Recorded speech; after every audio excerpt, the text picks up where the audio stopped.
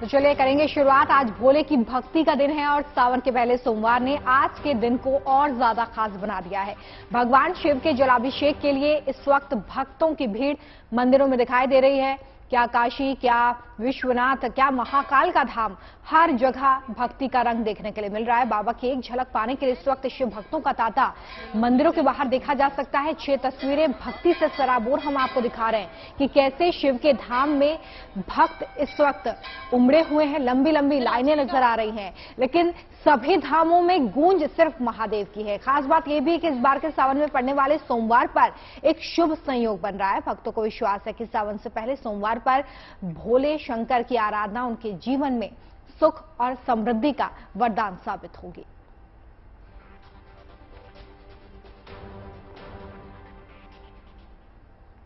तो देखिए, आज सावन का पहला सोमवार है। सुबह से ही आज काशी से लेकर केदारनाथ तक, देवघर में बैद्यनाथ धाम से लेकर सोमनाथ तक शिव भक्तों की भीड़ भारी संख्या में उमड़ रही है।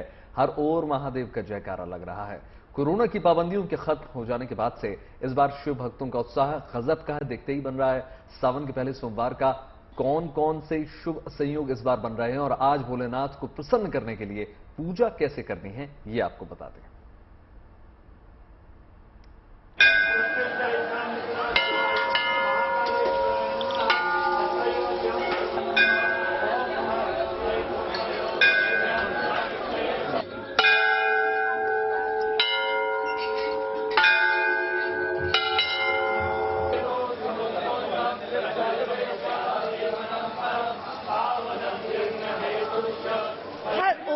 भोले का जयकारा, हर ओर बम बम भोले का नारा। शिव भक्ति में डूबा संसार है। आज सावन का पवित्र पहला सोमवार है। वैसे तो पूरा सावन महीना ही भगवान शिव को समर्पित है, लेकिन सावन के सोमवार का विशेष महत्व होता है। आज सावन का पहला सोमवार है। मान्यता है कि जो भक्त सावन का सोमवार व्रत रखकर भगवान भोलेनाथ का जलाभिषेक और पूरे विधि विधान से पूजा करता है, उसके सारे दुख दूर हो जाते हैं। इस बार सावन के महीने में 4 सोमवार व्रत पड़ेंगे।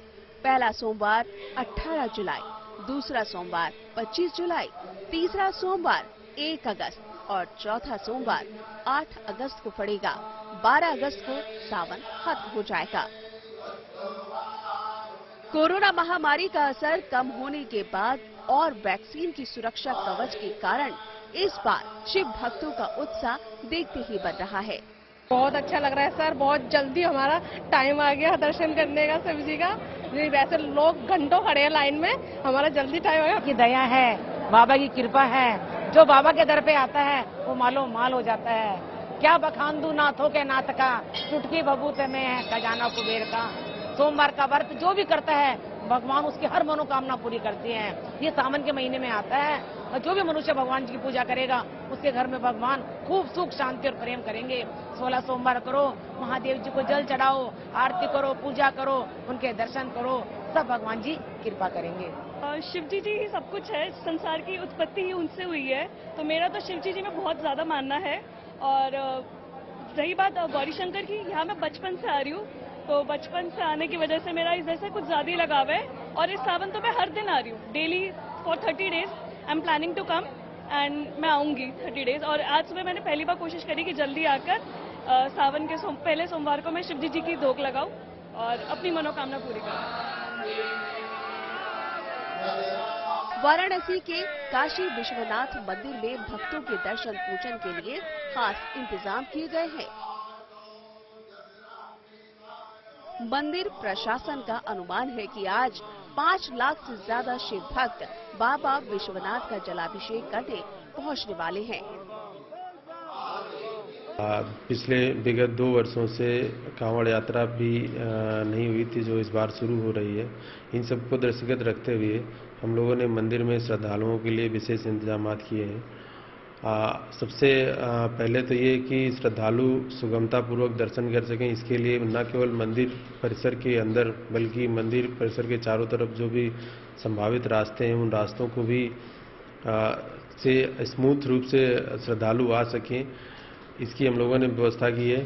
साथ ही इस बार काशी विश्वनाथ धाम के लिए नया यह है कि गंगा मार्ग इस बार खुला हुआ है, तो गंगा मार्ग से भी श्रद्धालु आएंगे। उधर से हम लोगों ने भी सुगम दर्शन की व्यवस्था की है। आज सावन के पहले सोमवार पर 3 अद्भुत संयोग बन रहे हैं। इसमें पहला रवि योग है, दूसरा मोना पंचमी योग और तीसरा शोभन योग बन रहा है। ज्योतिष के अनुसार आज रवि योग में शिव जी की पूजा के साथ मंत्र साधना करना लाभदायक होता है। रवि योग में शिव जी की आराधना करते वक्त महामृत्युंजय का जाप करें, इससे भय दूर होगा और समस्त कष्टों से मुक्ति मिलेगी। सावन के पहले सोमवार पर मोना पंचमी का योग भी बन रहा है। मोना पंचमी पर भगवान शिव के साथ नाग देवता की पूजा का विधान है। कहते हैं इस दिन मौन व्रत रखने से मानसिक शक्ति का विकास होता है और शारीरिक तौर पर ऊर्जावान रहने में मदद मिलती है। सावन महीने के पहले सोमवार पर शोभन योग का दुर्लभ संयोग बन रहा है। इस योग में व्रत, पूजा पाठ, जप और साधना करने पर समृद्धि और सौभाग्य में वृद्धि होती है। चलिए अब आपको आज भगवान शिव को प्रसन्न करने के लिए पूजन विधि भी बताते हैं।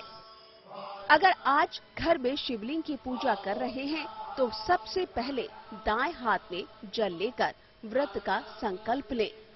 शिवलिंग पर गंगा जल से अभिषेक कर पंचामृत अर्पित करें। आज के दिन भोलेनाथ का गन्ने के रस से अभिषेक करने पर धन लाभ होता है। 21 बेलपत्र पर चंदन से ओम नमः शिवाय लिखें और शिवलिंग पर इसी का मंत्र जाप करते हुए एक एक बेलपत्र चढ़ाएं। शिवलिंग का सफेद चंदन और पुष्प से श्रृंगार करें। धतूरा, शमी पत्र, भांग, भस्म, अबीर, गुलाल, अक्षत, केसर, पान, सुपारी, इत्र शिवलिंग पर अर्पित करें। फल और मिठाई का भोग लगाने के बाद शिव चालीसा का पाठ करें।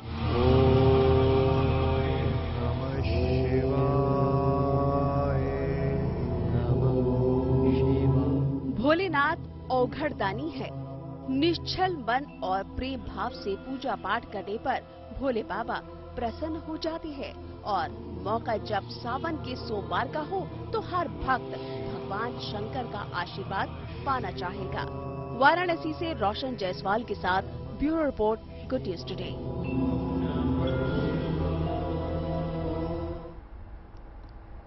देखिए, कहा जाता है कि सावन का महीना भगवान शिव को अति प्रिय है और इसलिए इस महीने में की गई आराधना कई गुना फल देती है। इसलिए आज उज्जैन के महाकालेश्वर मंदिर में भी शिव भक्तों की भीड़ आप देख सकते हैं। महाकाल की विशेष पूजा इस मौके पर की गई है।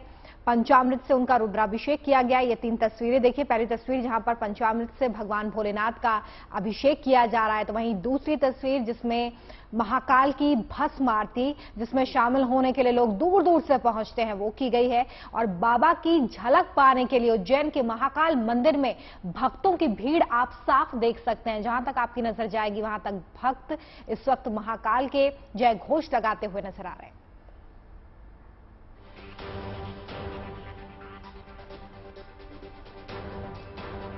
अगर हम बात करें महाकालेश्वर आने की तो, और स्पेशली भस्म आरती की, तो भस्म आरती बहुत ही अच्छी, मतलब सबसे स्पेशल आरती है महाकालेश्वर की।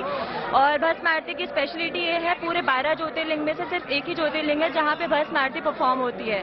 सो देश भर से, दुनिया भर से लोग यहाँ पे आते हैं स्पेशली भस्म आरती के लिए।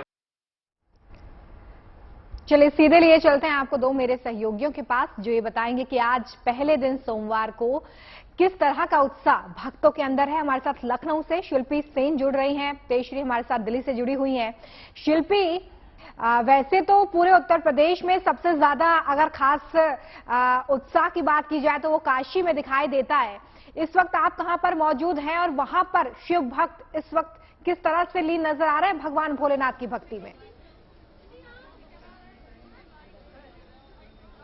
बिल्कुल, देखिए काशी में इस बार उत्साह की एक और वजह यह है कि काशी कॉरिडोर बनने के बाद पहली बार सावन का ये पूरा महीना आया है जो महादेव को प्रिय है। तो इस बार तो काशी में महादेव के भक्त दूर दूर से पहुंच रहे हैं। मैं इस वक्त लखनऊ में हूं, लखनऊ के मनकामेश्वर मंदिर में, और महादेव का मंदिर जहां भी है देखिए वहां इतने दूर दूर से भक्त आ रहे हैं। इस समय मैं आपको दिखाऊंगी, ये मंदिर का एंट्रेंस है। इस मंदिर के बारे में ये कहा जाता है कि राम के अनुज लक्ष्मण, जिनके नाम पर ये शहर यानी लखनऊ या लक्ष्मणपुरी बसा हुआ है, वो यहाँ आए थे और इस जगह उन्होंने महादेव का ध्यान किया था। इसलिए ये कहा जाता है कि जो भी यहाँ आता है उनके मन की कामना तो पूरी होती ही है, लेकिन सबसे पहले उनको शांति मिलती है। ये वजह यहाँ बताई जाती है और इसको लोगों ने महसूस भी किया है जो यहाँ आते हैं। अगर हम यहाँ के लोगों की बात करें तो मैं आपको दिखाना चाहूंगी कितनी दूर तक ये कतार लगी हुई है। जहां तक मेरी नजर जा रही है वहां तक दूर दूर तक ये लोग खड़े हैं, महादेव के भक्त खड़े हैं और ये लाइन लगी हुई है। अभी यहाँ पर कोई महिला कह रही थी कि मैं सुबह 6 बजे आई हूँ और अब भी महादेव के दर्शन के लिए प्रतीक्षा है। तो महादेव परीक्षा तो लेते हैं लेकिन उसके बाद मन की कामना भी पूरी करते हैं। लेकिन जो लोग हमारे सामने, उनसे जरूर बात करते हैं। कब से यहाँ आ रही हैं? 6:30 बजे से आए हुए हैं मैडम। 6:30 बजे से आप यहाँ आई हैं? लाइन में लगे हुए हैं एकदम 6:30 बजे। लेकिन महादेव मनोकामना पूर्ण करेंगे। हम चाह रहे हैं कि जल्दी जल्दी लाइन भी आगे बढ़ती रहे। ये बताइए आप कहाँ से आई हैं? हम कनौसी से आए हुए हैं। यहाँ कब से आ रही हैं?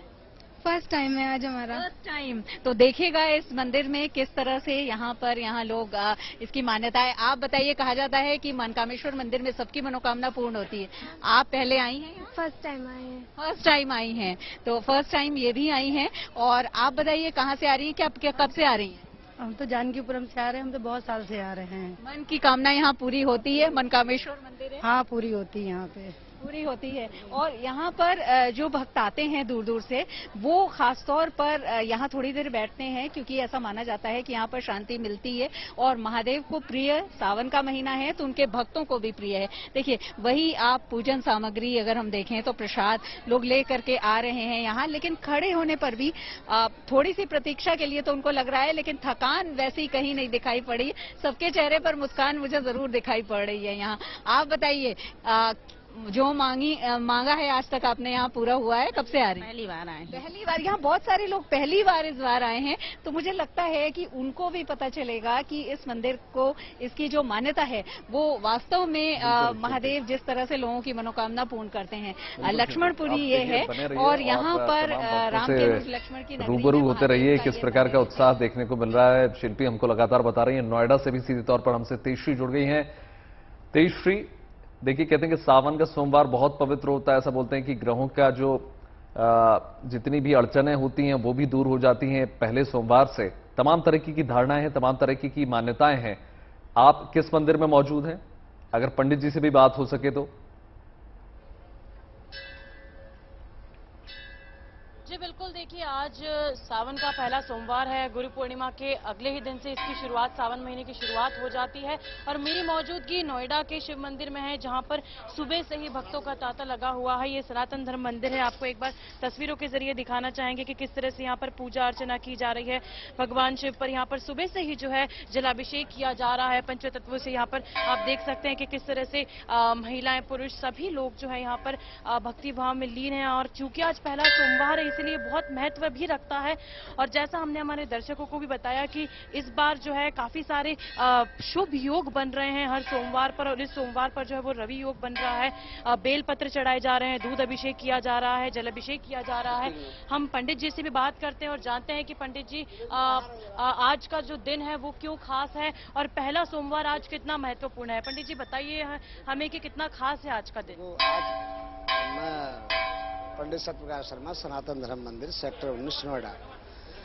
हमारे यहाँ ये प्राचीन सी ये परंपराएं चली आ रही हैं कि सावन के महीने में भगवान शंकर को हर व्यक्ति प्रसन्न करता है। आज कैसे प्रसन्न किया जा सकता है? आज देखो, उसको आज के दिन तो बहुत ही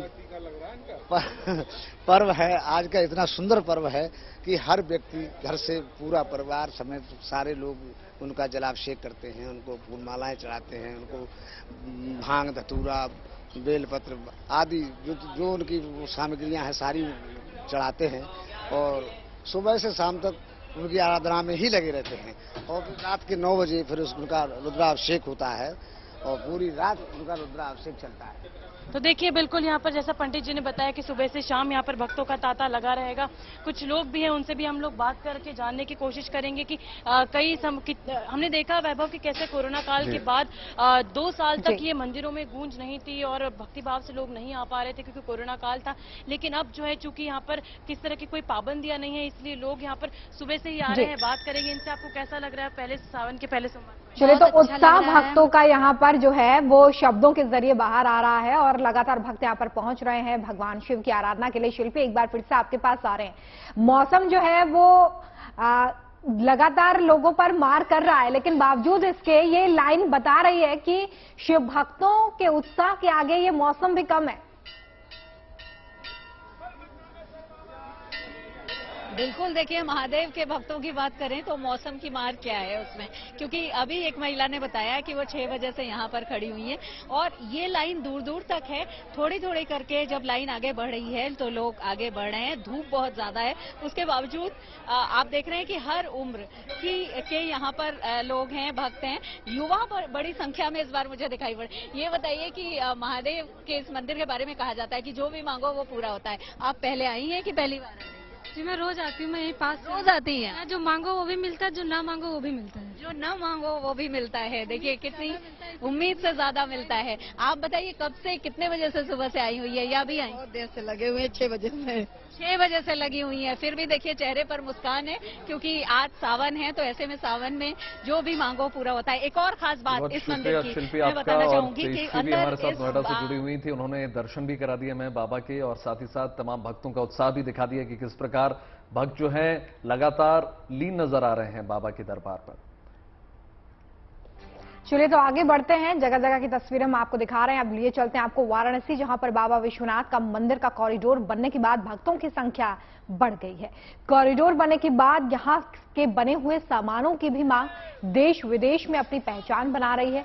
इन दिनों यहां पर लकड़ी से उकेरे गए काशी विश्वनाथ मंदिर कॉरिडोर की काफी चर्चा है। लकड़ी के बने बाबा विश्वनाथ मंदिर कॉरिडोर की मांग भी बढ़ने लगी है। लकड़ी के बने बाबा विश्वनाथ मंदिर कॉरिडोर की मांग विदेशों में भी हो रही है।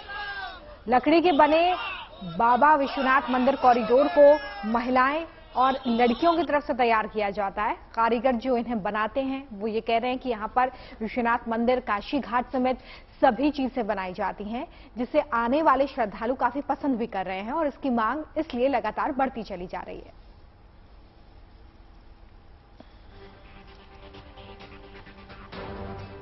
तो देखिए, तस्वीरों में आप देख रहे हैं कि कैसे काशी विश्वनाथ मंदिर का ये जो पूरा कॉरिडोर है इसे लकड़ी के जरिए तैयार किया जा रहा है। काफी बारीक ये काम है जिसे यहाँ पर महिलाएं और लड़कियां करती हुई नजर आ रही हैं।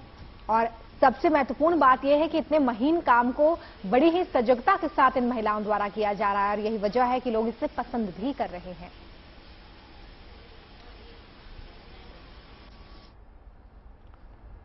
बात एक और महत्वपूर्ण खबर की कर लेते हैं। आज का दिन बहुत महत्वपूर्ण है। रायसीना हिल्स की रेस शुरू हो चुकी है। राष्ट्रपति चुनाव के लिए वोटिंग अब से थोड़ी देर बाद यानी 10 बजे शुरू होगी। राज्यों की विधानसभा और संसद भवन में नए राष्ट्रपति के लिए मतदान होगा।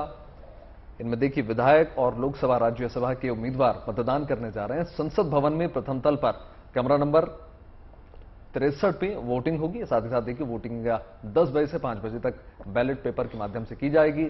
सांसदों को बैलेट पेपर पर राष्ट्रपति उम्मीदवार के नाम के आगे अपनी वरीयता दर्ज करानी होगी। साथ ही साथ देखिए एनडीए प्रत्याशी मुर्मू के पास छोटी बड़ी कुल 27 पार्टियों का समर्थन है। वहीं विपक्षी कैंडिडेट यशवंत सिन्हा के पास अब तक 3,89,000 मूल्य के वोट बताए जा रहे हैं, जिन्हें जीत के लिए नाकाफी माना जा रहा है। फिलहाल यशवंत सिन्हा और द्रौपदी मुर्मू के बीच सीधी टक्कर नजर आती है और इस टक्कर में द्रौपदी मुर्मू का पड़ला निश्चित रूप से भारी नजर आता है।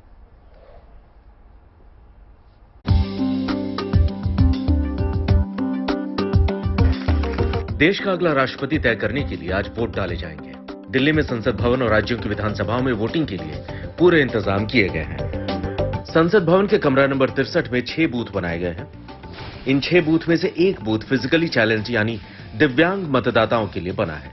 मतदान के लिए सुबह 10 बजे से लेकर शाम 5 बजे तक का समय निर्धारित किया गया है। सांसदों को बैलेट पेपर पर राष्ट्रपति उम्मीदवार के नाम के आगे अपनी वरीयता दर्ज करनी होगी। वोटिंग की गोपनीयता को बरकरार रखने के लिए बैलेट पेपर सीरियल नंबर की बजाय रैंडम तरीके से दिए जाएंगे। राष्ट्रपति चुनाव में 9 विधायक संसद भवन में वोटिंग करेंगे, जबकि लगभग 42 सांसद ऐसे हैं जो अलग राज्यों की विधानसभा में वोटिंग करेंगे। देश का अगला राष्ट्रपति चुनने के लिए देश भर के करीब 4,800 विधायक और सांसद राष्ट्रपति चुनाव में वोट डालेंगे। आज शाम मतदान के बाद सभी राज्यों से मतपेटियां दिल्ली लाई जाएंगी और 21 जुलाई को वोटों की गिनती के बाद देश के नए राष्ट्रपति के निर्वाचन की घोषणा कर दी जाएगी। राष्ट्रपति रामनाथ कोविंद का कार्यकाल 24 जुलाई की आधी रात को खत्म हो रहा है और 25 जुलाई को नए राष्ट्रपति का शपथ ग्रहण होगा। इस बार राष्ट्रपति पद के लिए मुख्य तौर पर मुकाबला एनडीए उम्मीदवार द्रौपदी मुर्मू और विपक्ष के उम्मीदवार यशवंत सिन्हा के बीच है। वोटों के गणित में पक्ष और विपक्ष के बीच बने बड़े फासले को देखते हुए एनडीए उम्मीदवार द्रौपदी मुर्मू का देश का अगली राष्ट्रपति चुना जाना लगभग तय है। अगर ऐसा होता है तो आदिवासी समुदाय से देश के शीर्ष संवैधानिक पद पर पहुंचने वाली वो पहली शख्सियत होंगी। Bureau report, good news today. राष्ट्रपति चुनाव से जुड़ी हर खबर भी आपको दिखाएंगे, लेकिन अब बात कोरोना के खिलाफ हिंदुस्तान की बड़ी जीत की करते हैं। टीकाकरण में लगातार देश नए आयाम छू रहा है। टीके की 200 करोड़ डोजेस भी लग चुकी हैं। खास बात यह है कि ऐसा मुमकिन हो सका है महज 18 महीने के अंदर।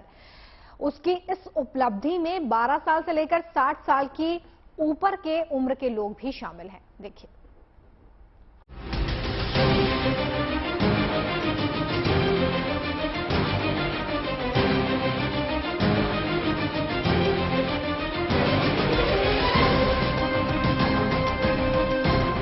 अठारह महीने का वक्त और 200 करोड़ कोरोना वैक्सीन की डोज।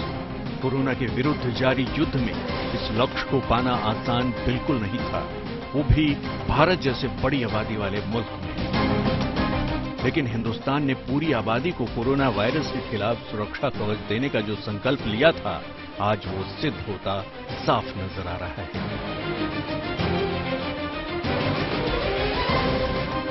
17 जुलाई 2022 ये वो तारीख है जो भारतीय इतिहास के पन्नों में दर्ज हो चुकी है।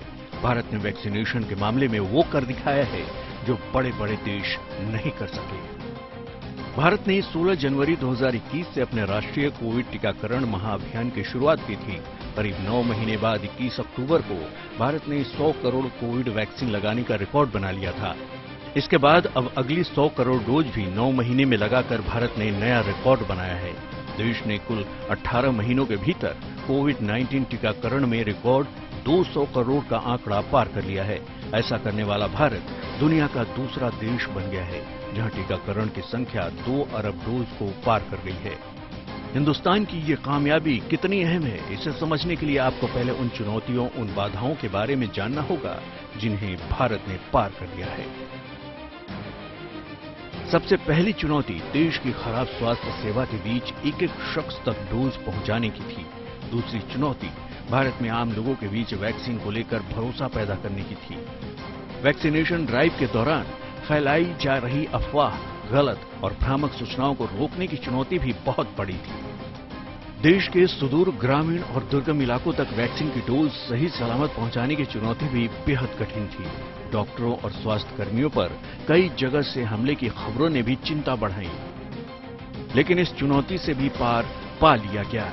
और सबसे बड़ी चुनौती 1 अरब 35 करोड़ से ज्यादा की आबादी वाले देश में सुचारू रूप से वैक्सीन अभियान को चलाने की थी। इन बाधाओं को पार करते हुए देश में आज 200 करोड़ वैक्सीन डोज लगाई जा चुकी है। आज हर हिंदुस्तानी को इस सफलता पर गर्व है।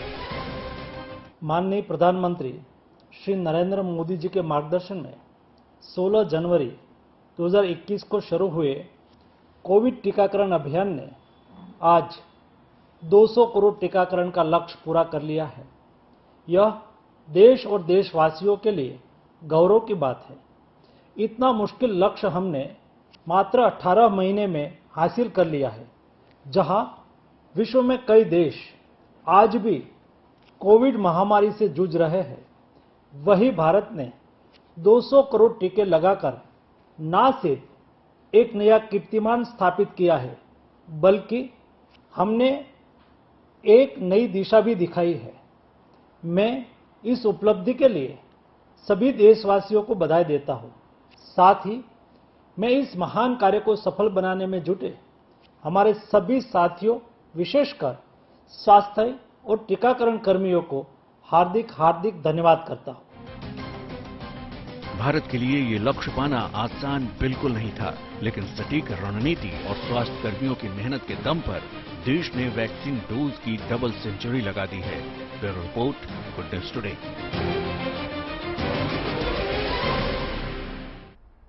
तो देखिए, भारत के मिशन वैक्सीनेशन की दुनिया तारीफ कर रही है। दरअसल आबादी के हिसाब से भारत में जिस टीकाकरण को मुश्किल बहुत माना जा रहा था, ये स्टार्टिंग में आपको याद होगा, भारत ने उसे बखूबी कर दिखाया। बल्कि भारत से ज्यादा अब तक चीन में सबसे ज्यादा टीके लगाए गए हैं। लेकिन मामला क्या है कि चीन के आंकड़ों पर दुनिया ज्यादा यकीन नहीं करती। चलिए आपको दिखा देते हैं कि दुनिया में भारत का टीकाकरण इतना ज्यादा क्यों प्रसिद्ध हो रहा है, क्यों इसकी इतनी तारीफ हो रही है। देखिए, भारत में अब तक 200 करोड़ से ज्यादा टीके लगाए जा चुके हैं और एक तरह से कहें तो 66% लोग सुरक्षा की डोज ले चुके हैं। वहीं अमेरिका की बात भी करनी होगी। यहां पर 59 करोड़ वैक्सीन की खुराक दी जा चुकी है। ब्राजील में 46 करोड़ से ज्यादा वैक्सीनेशन के टीके लगाए गए हैं। बिल्कुल, देखिए इंडोनेशिया की अगर हम बात करें तो यहां पर 42 करोड़ से ज्यादा को वैक्सीन की डोज दी जा चुकी है। तो ये तमाम वो आंकड़े हैं जो ये बताते हैं कि भारत अव्वल है वैक्सीनेशन के मामले में और लगातार लोग आगे आके कदम बढ़ा रहे हैं। और अब बूस्टर डोज के लिए भी जिस तरह से आप जानते हैं कि 75 दिनों का अभियान जो है वो शुरू किया जा चुका है, जहां पर 75 दिनों तक फ्री में बूस्टर डोज लगाई जाएगी। तो इस वैक्सीनेशन अभियान में आप भी अपनी जो जिम्मेदारी है उसे निभाइए। बिल्कुल, देखिए इसी के साथ आप भी अपनी सहभागिता निभाइए, जैसे कि रोमिता ने आपसे कहा। बात कुछ और खबरों की कर लेते हैं। तमिलनाडु के मामल्लापुरम में 28 जुलाई से शतरंज ओलंपियाड शुरू होने वाला है और राजधानी चेन्नई के नेपियर ब्रिज को यशवंत की तरह सजा दिया गया है, शतरंज की तरह पूरी तरीके से सजा दिया गया है। राज्य सरकार की कोशिश यही है निश्चित तौर पर कि इस आयोजन को शानदार बनाया जा सके और चेन्नई को शतरंज के रंग में पूरी तरीके से रंग दिया जाए। उसी तरीके से थीम तैयार कर ली गई है।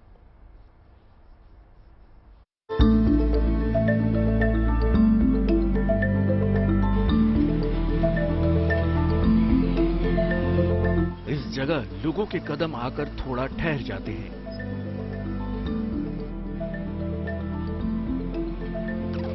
पहली नजर में तो ऐसा लगता है कि ये कैसी शतरंज की बिसात है, लेकिन ये कोई शतरंज की बिसात नहीं, बल्कि ये ब्रिज है, चेन्नई का मशहूर नेपियर ब्रिज।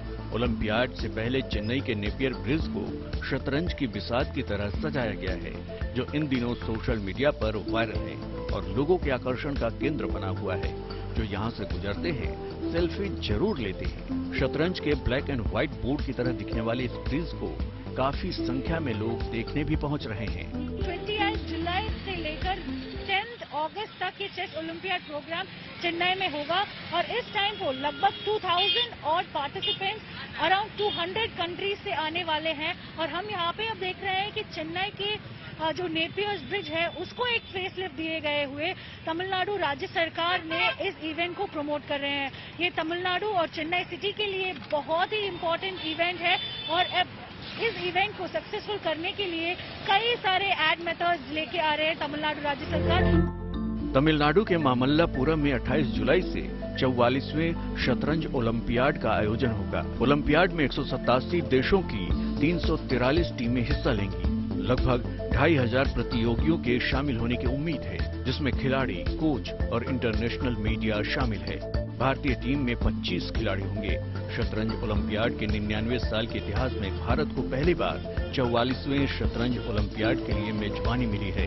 ये भारत में होने वाला अब तक का सबसे बड़ा खेल आयोजन होगा और यही वजह है कि इसको लेकर चेन्नई में खास तैयारी की जा रही है। इस आयोजन को यादगार बनाने के लिए कोई कोर कसर नहीं छोड़ी जा रही है। अक्षय अनाथ, चेन्नई, गुड न्यूज टुडे।